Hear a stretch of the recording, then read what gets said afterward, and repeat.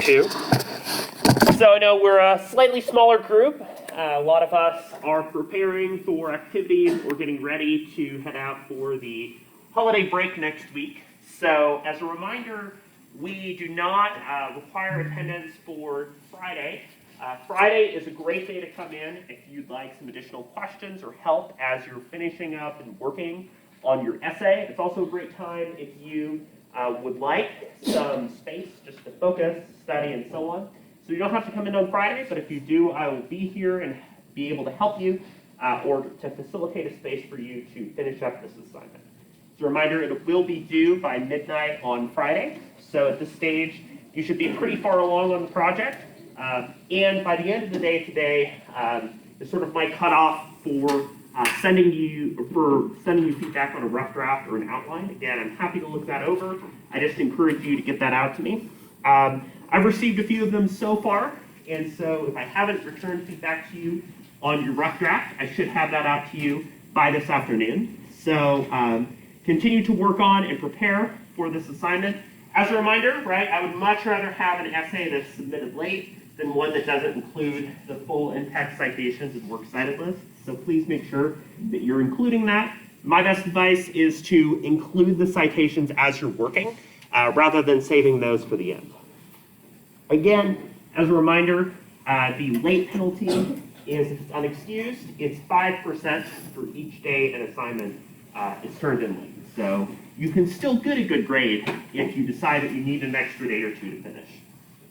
Before we get started, does anybody have any questions about the interpersonal analysis essay? Yes, Guy. Is the last draft optional, or do we say?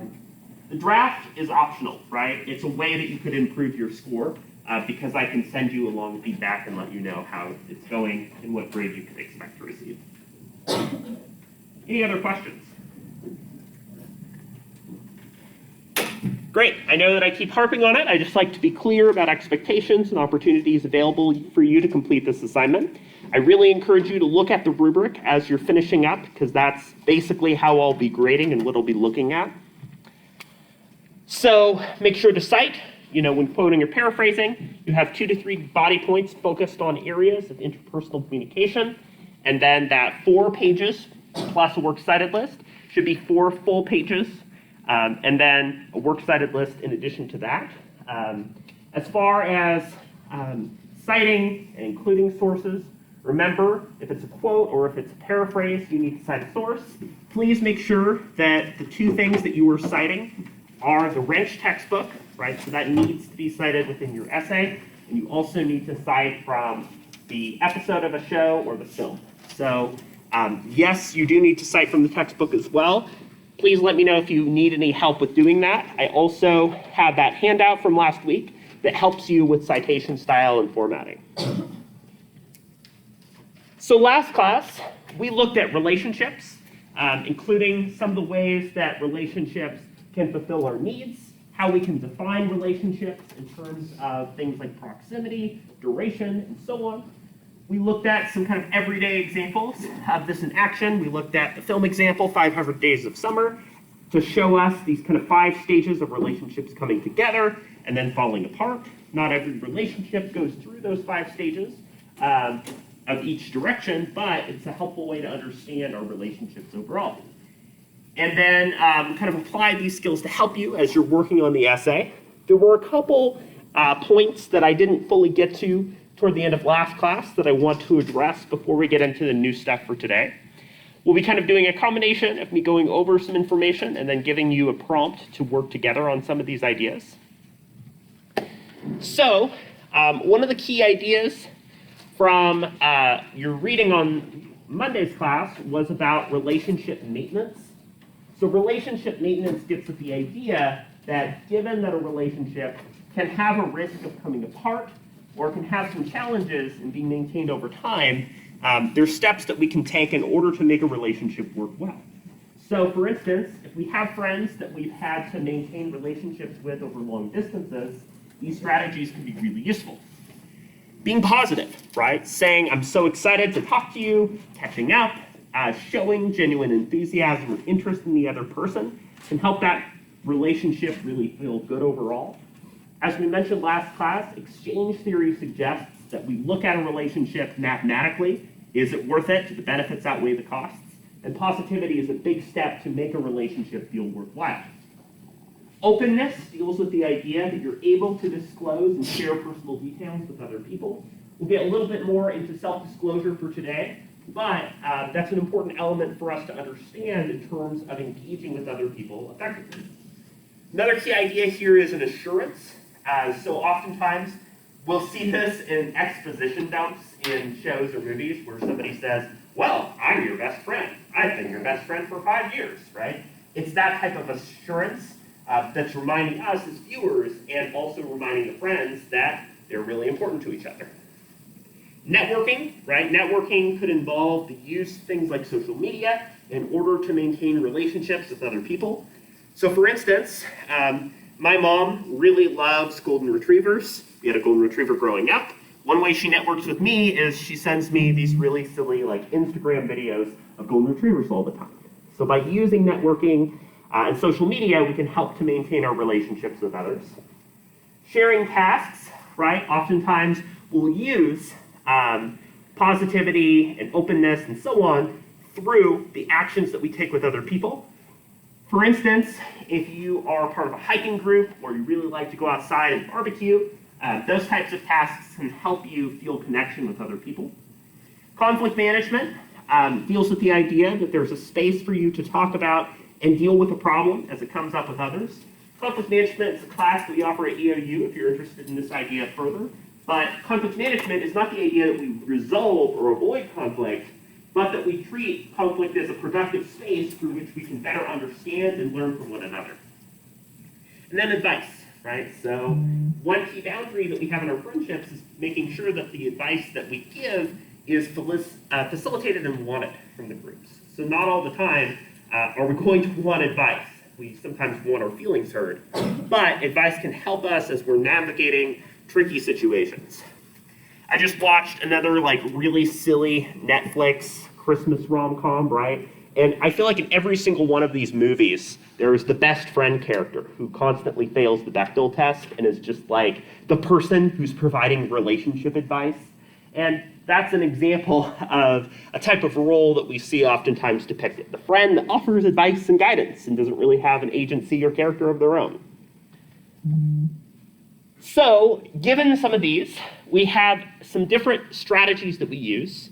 Sometimes, in the context of relationships, we'll avoid, right? Especially if we find that a relationship is stagnating or not going well, we would avoid that situation. Or we know that somebody is going through a difficult time or needs to focus. So if somebody's preparing for a job interview, we're not necessarily going to actively reach out to them all the time because we want them to have the space. Balance, right, is maintaining things such as equity. So maybe you talk to a friend and say, hey, look, I was venting about my grade last week. I know I went on and on. I want to hear about you. And so it's maintaining that level of balance to help relationships feel worthwhile and meaningful. And then direct strategies can remind people more specifically about what the relationship is for. So maybe you're friends with somebody and you're working on a school project, or you're doing like kind of a study cramming session together for an exam. And you say, hey, look, you're getting off topic. We need to focus on solving this task and doing well in the exam together. So that can be a more direct way, especially if something escalates, that we can deal with the relationship. Again, we really strive for this idea of equality and feeling like a relationship is mutually beneficial. If relationships feel like they lean too far one way or the other, there can be guilt by leaning too hard on somebody else, and there can also be anxiety about a relationship feeling codependent or suffocating. That's not to say that there aren't a lot of important times where people might lean on each other in terms of friendships, but when there is the seesaw shifting back the other direction, we tend to feel more positive about the relationship overall. So those were just some things that I wanted to hit on that we weren't really able to get to last class. So building off of that, I want to talk a little bit more about some of the key ways that people choose to communicate in relationships, and we'll do some contemporary application. So we'll kind of go back and forth between discussing this as a group and having some smaller group discussions surrounding relationships and identity. So one of the key ideas here, and one of the really important things for us to understand in terms of how relationships are communicated, is this core idea of relational dialectics that comes from the University of Iowa professor Leslie Baxter. And Baxter's major thesis is that our communication with other people is essentially defined by contradiction. And our relationships are defined in terms of the tensions that we experience and the ways that we manage those tensions in our relationships. I wanted to show you a brief clip from Baxter in terms of talking about and explaining relational dialectics, as well as applying it to the situation of renewing marriage vows. I thought it was an interesting way for us to better understand this concept. I am talking with Leslie Baxter from the University of Iowa. Leslie, along with Barbara Montgomery, practice the theory of relational dialectics. Leslie, what's the gist of relational dialectics? The gist is to recognize that all communication is interplay and differences. And so I say differences is really the seed of the matter. And it's the interplay of those differences. And they're not competing and not oppositional. That's probably the heart of it. Could you give an example of such a moment, maybe from your own life? Don Braithwaite and I, a few years back, published what to this day is my favorite study, in which we went and interviewed people who'd been married for 50 years, who had elected to renew their marriage vows. And what we realized is that that was a ritual, and now I want to label that as an aesthetic moment. And when we talked to people about that, it was just a lovely exemplar of the sort of seamlessness of these differences sort of coming together. The differences are there, and the differences enable this sort of sense of wholeness in the ceremony. So in this one moment, they would say what was so nice about this renewal of marriage vows is when we uttered those words. It was to celebrate the fact that their marriage was the same as it was the day they got married. They loved each other the same. In fact, they even brought the same wedding dress, the same tuxedo. Of course, they had to have it enlarged. But it was the same. And then a few minutes later, they'd be talking about how the ceremony was an opportunity for them to celebrate that their marriage wasn't the same as it was 50 years ago, that they had grown together, that they now knew that they contributed to those words, and the vow very different from what it meant 50 years ago. And So I wanted to share this example because I thought it was a really good application of the idea that our relationships are constantly in tension. For instance, as she brings up, right, when people renew their marriage vows 50 years later, it's not the same as how their relationship started. That inevitably, even though for many of us we desire security and routine, our relationships have to change, right? Because people change, they evolve, the environmental circumstances and situations we deal with change too. And so communication is the way by which we can understand and engage with the inevitable change that we will face over the course of our relationships, right? So for instance, maybe that means that somebody you were really close with in high school had just gone in a very different direction than you and just has different career goals and different advice. Or you find somebody that you didn't really connect with, but you discover later in life had a lot in common with you. So these kinds of shifts and changes are things that we acknowledge as we're dealing with the tensions in our relationships. So dialectic, right, goes back to the ancient Greeks. Dialectic means a sort of dialogue or sort of two sides to an issue, right? Think about die as two. So there's two different sides to the ways that we understand and we engage in our relationships. So our relationships can be sort of defined in terms of 5 major tensions. So these tensions are separation versus integration, predictability versus novelty, openness versus closeness, similarity versus difference, and ideal versus real.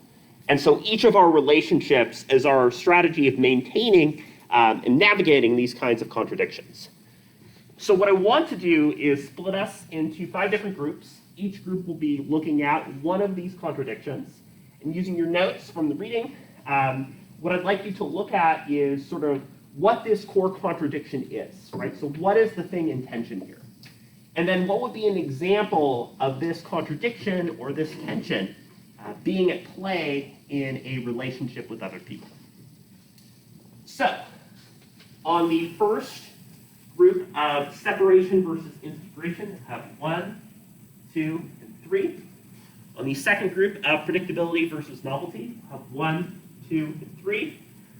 On the third group of openness versus closedness, we'll have 1, 2, 3, 4, 5. On the fourth category of similarity versus difference, we'll have 1, 2, 3. And then on ideal versus real, we'll have 1, 2, and 3. So what I'd like you to do is move over into your group, make sure that you have one person who is writing or typing with all the group member names, and take some time to both understand this contradiction and think about it in terms of an example of a relationship. So I'll give you a bit of time on that, and then I'll ask each group to share these contradictions in a little bit more detail. So let's talk about this first one here of separation versus integration. So I'd like each group to share what this core contradiction is and an example that might show this contradiction in action. So integration is the coming together in like a friend group, and separation is like disbanding like a friend group that have a fight. Sure. What would be an example of that in action? Like a or like a friend group, they're all super close. And Sure. they have a fight, and then now they're not friends anymore. Sure. How about the second group here about predictability versus novelty? You kind of said that like the core contradiction is fully accepting the change in your relationship, like you have partial acceptance of like a new factor that has like entered your relationship, whether that's like a personal factor or like an external factor. Sure. And but you're internally struggling to fully accept that and like let it be okay in the relationship. So like real life example, I really like the book of how it used the mother's acceptance of her child growing up. So it's like the mom wants her kid to grow up, but it's really hard for her to like actually reach the reins and let her kid have that freedom and kind of like let that new part in the relationship kind of like take place because she's still struggling internally that her kid's growing up. Yeah, absolutely. The challenge and struggle of a relationship, like a parent-child relationship, changing and having to adapt to that change. An example of that for sure. The third group on openness versus closeness. So we said openness is allowing the ideas to flow, like being open in the relationship, rather to closeness being keeping something private in the relationship and not sharing everything and keeping something hidden. And I just think an example of that is just hiding something from your partner in the relationship, like feelings and motives, and just different. Yeah, we've talked a lot about different models of like self-disclosure and openness to others, and I think you have a good example here of like a context of a relationship, what you choose to share and disclose and so on. Group number 4 on similarity versus difference.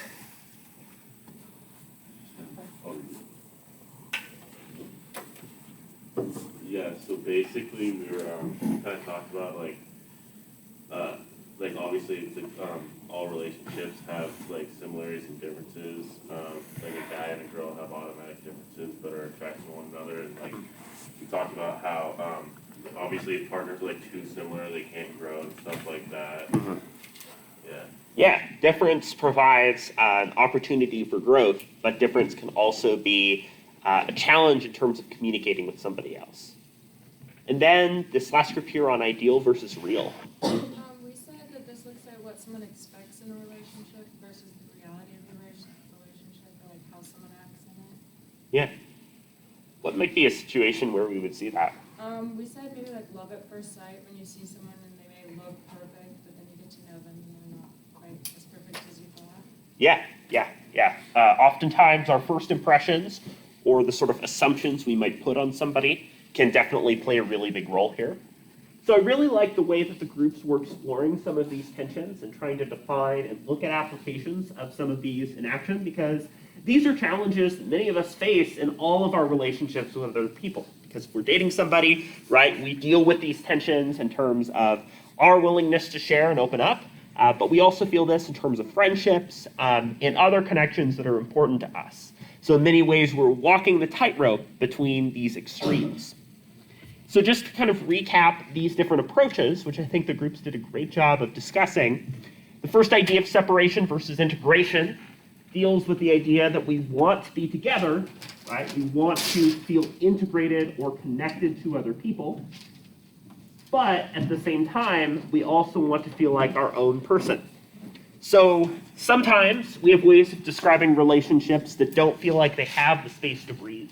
Maybe a relationship feels too clingy. Maybe it feels like you can't be yourself. Or maybe it feels like the relationship is too distant. You're barely dating or barely involved with the other person. A good example of this is how often do you text another person?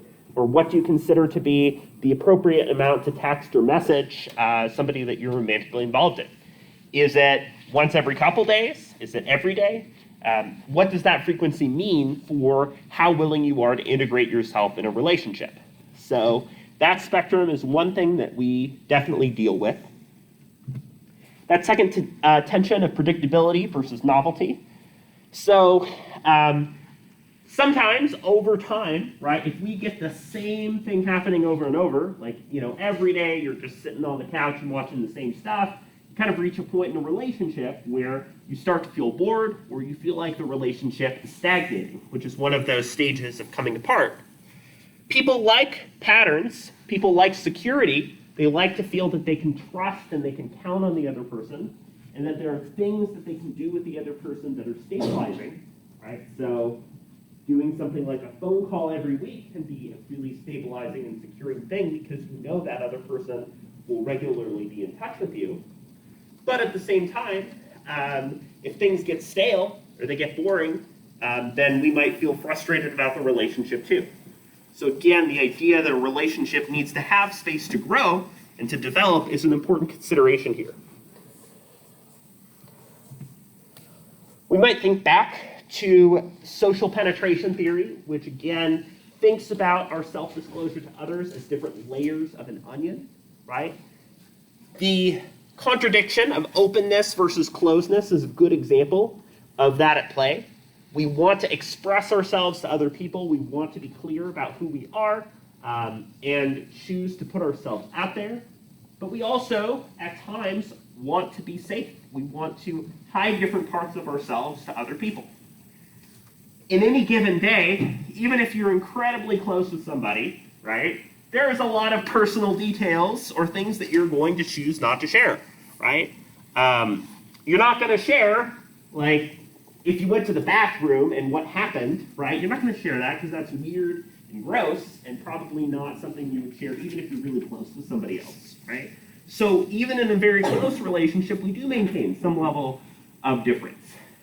But what that level is and how comfortable we are choosing to be different people is one challenge that is definitely important to navigate, right?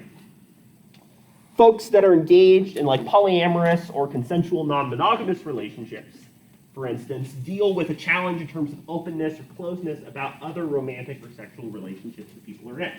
So depending on the model that people might choose, somebody might say, hey, I don't want to know anything about other people you're dating or people that you're spending time with. Or there's other relationships in that situation where people say, I want to know all the details. I want to know everything. So openness and closeness in terms of people engaged in kind of polyamorous or non-monogamous relationships might be one example of different levels of comfort with openness and closeness. So if you've ever watched Frozen, right, you know in the very beginning of the film, or you had like a 6-year-old cousin that coerced you into watching it, right? There's the two characters, Elsa and Hans, who at the very beginning of the film, like form this immediate relationship, right? And there's this entire musical bit where the two characters are essentially talking about how similar they seem to be to each other. Like they're very similar people, they're finishing each other's sentences, blah, blah, blah, right? And that deals with another spectrum. We like people similar to us, as we talked about on Monday. We are more attracted to people similar to us, birds of a feather. But at the same time, right, we like the idea that there's difference that can allow us to grow and to develop as people. So difference becomes an important way that we can learn and we can branch out. For instance, maybe somebody is really into rock climbing. You've never tried rock climbing before, but by engaging in that relationship, you choose to give it a shot, you love it, and you feel like you've grown as a person on the basis of that relationship. One thing that I find really interesting in terms of people who have been in dating relationships is that oftentimes their taste in music seems to grow a lot because they're exposed to different kind of musical preferences or tastes over the course of relationships. They get kind of new bands that they're really interested in that they never heard of before, but gain that through the difference that was fashioned in tastes of relationships over time. So one important question here is how we feel about and deal with these tensions in action. I should add too, that last one here of ideal versus real, I think was pretty well explained by the group. But it deals with the question of whether or not a relationship is what it should be, like what do we want this relationship to be, versus what is this relationship as it's happening right now. One kind of common concern that gets brought up in relationships is the idea of not loving a person, but loving the concept of the person. That is, not listening to the person, their own struggles and their own challenges, but instead saying, oh, you're so fun, you're so quirky, you're so interesting, right? One example might be the use of tropes and stereotypes that are oftentimes depicted in media, right? One of really prominent media stereotype is this idea of the, quote, manic pixie dream girl, who's this character that's very bubbly, that's interesting, that's hipster AF, right? But is this character that is not really a person, but is a personality trope or type. And so one of the concerns here is that by placing unrealistic expectations or using a stereotype on who somebody is, somebody doesn't necessarily feel heard. Their concerns, their challenges, and struggles aren't being understood. So we have to consider what we want the other person or the relationship to be versus how something is, and consider the capacity for growth in these relationships. So there's a lot of different ways that we might try to engage and deal with these tensions as they come up. So I want to talk about these different strategies in a little bit of detail and give you a couple examples. So one really easy strategy of tension is denial, right? If somebody stops texting you and is creating distance, you say, oh, I'm okay with this. I can manage this level of tension. It's not a problem. So you might have a serious issue with the tension here, but choose not to engage with it, right? One idea that you might be familiar with from psychology is the concept of cognitive dissonance. Cognitive dissonance is when we feel like there's this contradiction or issue in our head, right? We feel uncomfortable physiologically and socially if we feel like we're being hypocritical or we feel like we're not totally on board with our relationship or what we're doing. We feel a tension between how something should be and how something is. And so denial might be one tactic of dealing with this kind of tension. The core idea here is that tension and contradiction does not feel good to us psychologically. So we do a lot of measures to deal with that. Another is disorientation, right? It's this feeling of being pulled in either direction. I really like this person, but they're texting me all the time and I kind of want a bit more distance. I like to be close and spend time with them, but this is too much. So you might feel like disorientation or confusion from that area.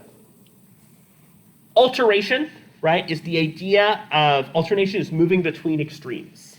So sometimes a way that we manage these tensions is to really oscillate between the two. For instance, maybe for 1 week, you and your partner do the exact same thing every single day, and it's very predictable. But then the next week, you go on a spontaneous vacation. So you're moving between the predictability versus novelty in the relationship in an effort to get both of those extremes met. Separation, right, or segmentation rather, is an idea that we kind of compartmentalize or separate out the relationship. So we say, okay, in this relationship, I'm going to be very open, but in this relationship, I'm not going to disclose or share much at all. So kind of mentally separating out points.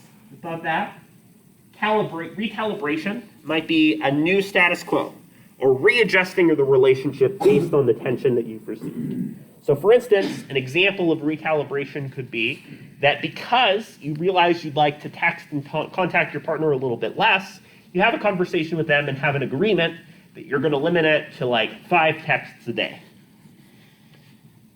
Balance is about finding a middle space. It's sort of being whatever the middle is for you. So maybe, in terms of predictability versus novelty, you say, you know what, we're going to like watch TV on the couch every evening. However, each week we're going to order takeout from a new restaurant. We're going to try out something new. So integration is a way that you consider these tensions together, right? So it's where you're able to incorporate both of those. Again, the example where you would do something such as the ideal and the real self. So you say, our relationship is really solid, but I want to try something new. I want to move in together. And I'd like to do that. That's an ideal goal, but I feel like it can align with where we are now in our relationship. And then reaffirmation is sort of a doubling down on the things that are really important. So if you had somebody who said, you know what, I really want to text you more often because I get insecure and I really like the feeling of attachment to somebody else, it's saying, no, I come down on this side of the tension. This is important to me, and I'm going to share why I take this position. Or somebody says, I really need space. Reaffirmation can be a source of challenge in the relationship if people really kind of come down on one side or the other, right?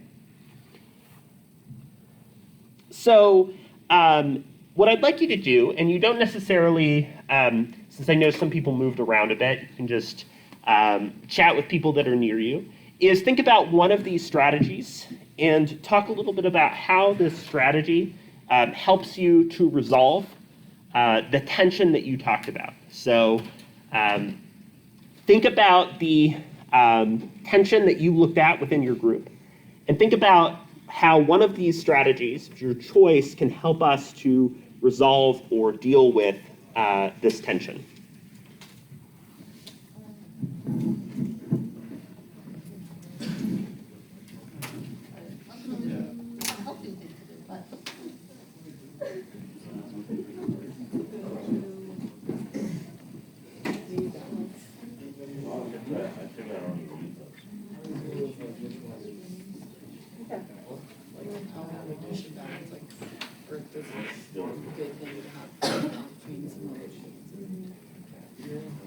What do you guys use? You guys more denial or what? Finding the middle. You guys use denial? You use balance? That's pretty good. Pretty healthy.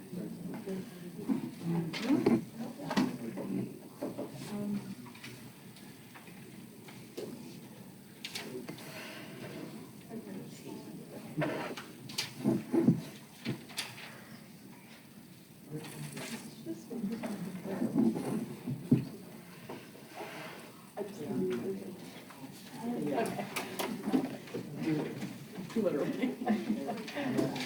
Toxic.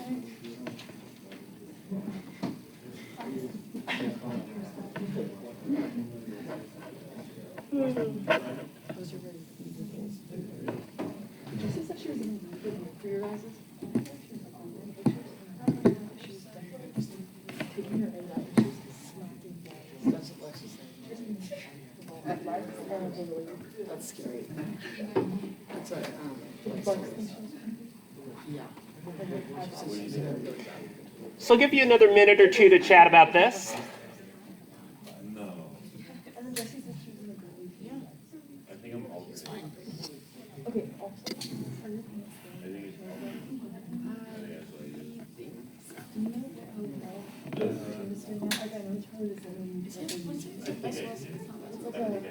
think it's it's on the t-shirt. I don't know.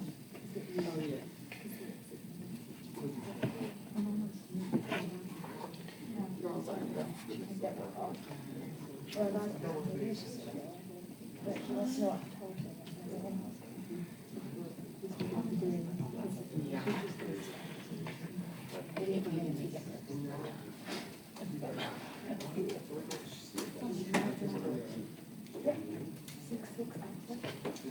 And 6'4".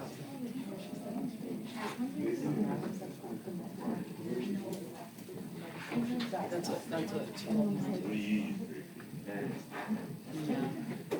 All right, so let's chat about this together a little bit. Is there a group that would like to share the example they chose of a way of dealing with their tension? I heard kind of here in the second row some discussion about the use of balance. Would you like to speak to that a little bit?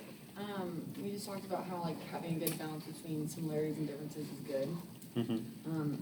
Yeah, like the same kind of like how we explained the contradictions and like it allows for growth. Yeah.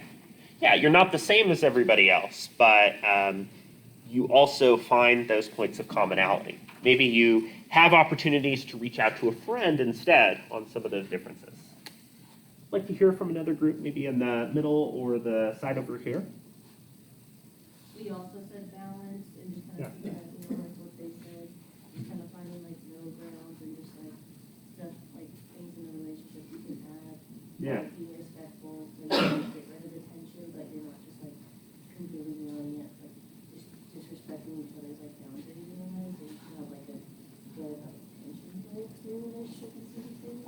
Yeah, that's a really good example too, right? When it comes to balance, one way of thinking about this is that balance isn't the same for every relationship either, right? If somebody wants to text 20 times a day and the other person wants to text 5 times a day, maybe you have a solution of texting like 10 or 12 times a day, right? So based on where the other person is at and how they feel on the side of the extreme, balance might be a way of finding that middle ground or compromise that works for both groups. So these are things we tend to do all the time without necessarily thinking about it in our relationships, but are useful ways to better understand, why we experience these challenges and what we use to address those challenges. We've talked a lot about self-disclosure. One thing that I found that's especially interesting is that a lot of folks have used TikTok in particular as a platform to self-disclose and speak about issues such as mental health challenges. In fact, there was a trend of a lot of therapists and professionals talking about disclosure, discussing their own challenges in terms of mental and physical health, and using that as an opportunity to share and provide resources for others. So self-disclosure can be used for a lot of different areas. It allows us to express and share who we are to other people. It allows us to clarify. For instance, somebody who might have an invisible disability or might be white passing but not white could say, no, my parents were actually born in Cuba. Social value, we self-disclose because we see it as a way to contribute and add to our social relationships. We can develop our relationships, again, thinking back to the social penetration theory, and it allows us to create social control and influence. Again, people such as influencers or presences on social media like TikTok can use disclosing and talking about their challenges as a way of gaining influence and support, right? You have a lot of people who are advertising like a meal plan, and they say, I use this all the time, and it works great. So that self-disclosure allows them to promote at a sort of company level. So there are some concerns, right, about disclosure, including the types of relationships and how willing we are to disclose. The risks and benefits of choosing to disclose, is it worth it? What is the other person going to say? The situation and whether the situation is appropriate to disclose and talk about something. If somebody's really happy and having a great day, you might not tell them that you lost your job. Disclosure depends on reciprocity, right? The other person has to give back. We have to feel like there's this two-way communication and that both people are disclosing, or else we'll oftentimes choose not to disclose. It also depends on things like honesty. If you trust that other person, you feel good about the relationship. The degree of depth and things such as social contact, duration, and so on. The information you have about the other person and how readily you can access them, and the environment. Again, if it's a really crowded, like party, maybe you're not going to have as deep of a conversation as somebody else. So the environment and context in which you communicate matters. In a lot of superhero films, right, there are characters like Spider-Man who like having a hidden identity, right? It sounds like one of the major tensions of the new Spider-Man movie coming out is that his identity is out and he doesn't like that. So as a contrast to self-disclosure, we might choose to deceive, to mislead other people on purpose. We might choose to not directly answer the question, am I Spider-Man? And then you might hint and say something not directly, but imply it and say, oh, it's really getting dark. Yeah, absolutely. We should end the conversation and go. You might hint that it's getting dark or it's getting late as a reason that you should leave. So we don't always disclose in the context of our relationships, and these alternatives are ways that we would choose to engage in other tactics. So we tend to date a lot depending on things like our expectations for the relationship, the goals of the relationship, and the overall feelings and thoughts that we have and hope to gain from those relationships too. Dating is often dyadic. It involves two different people. It involves the communication of feelings, of things that are important to us. It comes in with expectations that you'll disclose and share details with that other person. And so we might do a lot of different contexts for dating too. So one idea here that I want to do to kind of help us for wrapping up today is thinking about scripts. So we use dating scripts all the time as a way of understanding what we should say or do. One script might be, don't talk about an ex on the first date. Another script might be, pull back the chair and help somebody sit down. So these things are very much gendered, and these scripts help us to understand why we choose to date and share information in the way that we do. The love styles is not something that you really directly need to know, but I'll have the slide after class for your reference. Suggests that depending on the relationship, we choose to date in different ways. So that'll be available for you after class. And there's also some discussion that we'll continue to get into when you return from the break about the role of gender and sexuality in terms of dating, identity, and so on. So we've talked about our relationships in terms of contradiction, the ways that we use things such as self-disclosure to manage our relationships, and then the ways that we use different scripts and dialogues to help us understand why we choose to communicate. As a reminder, for Friday, again, it's attendance optional, but you're welcome to come in if you have questions or need specific support on your essay. I'd be willing to, for instance, look over your draft physically as you're working on it, or you just need a place to work and focus. Remember, your essay is due by Friday at midnight. Please send me your drafts or outlines by the end of today if you'd like feedback on those. And best of luck with finishing that essay, and I look forward to reading them. So if you're not coming in on Friday, have a great and safe break, and I'll see many of you Monday after the holiday break.